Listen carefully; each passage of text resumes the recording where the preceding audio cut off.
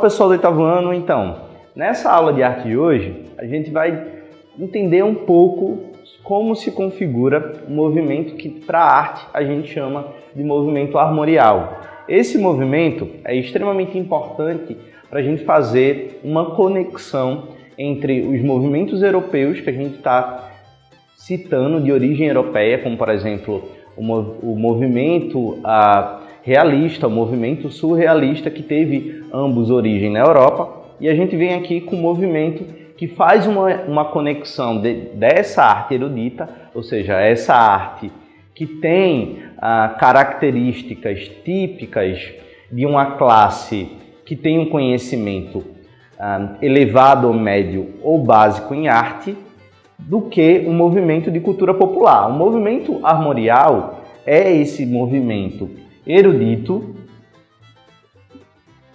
que nasceu aqui no Nordeste, vocês sabem a sigla, em 1970. Ok, então a gente já tem algumas características básicas do início desse movimento, só que, embora ele fosse um movimento erudito, ou seja, um movimento para uma classe que tivesse algum conhecimento de arte, ele mesclava muito bem outros dois aspectos. O primeiro aspecto popular. O segundo aspecto é o aspecto de elementos culturais da região Nordeste do Brasil. Vamos botar só a sigla para o Nordeste.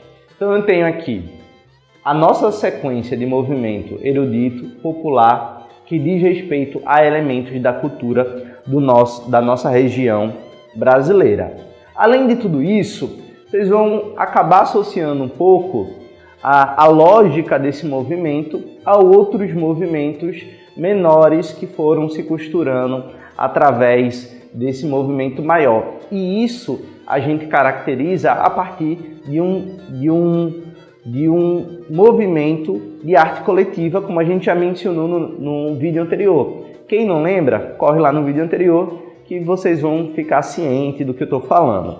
E eu estou falando dos movimentos, por exemplo, de literatura de cordel, que cresceu a partir disso, fortemente influenciado pelo iniciador desse movimento, que foi o Ariano Suassuna.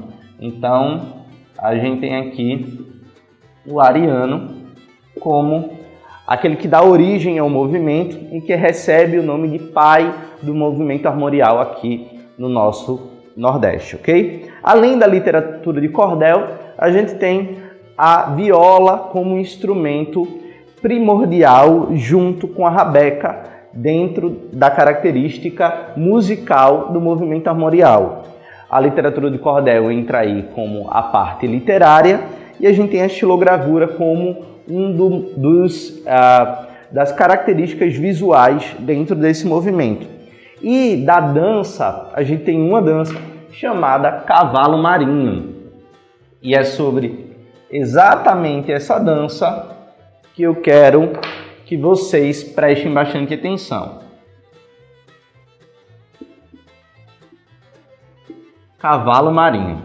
É uma dança que nem todo mundo conhece. É uma dança que, como eu falei para vocês, esse movimento tem aí, data-se a partir da década de 70 do século passado até os dias atuais. E o Cavalo Marinho, ele vem com muita força, sendo uma manifestação da dança típica deste movimento.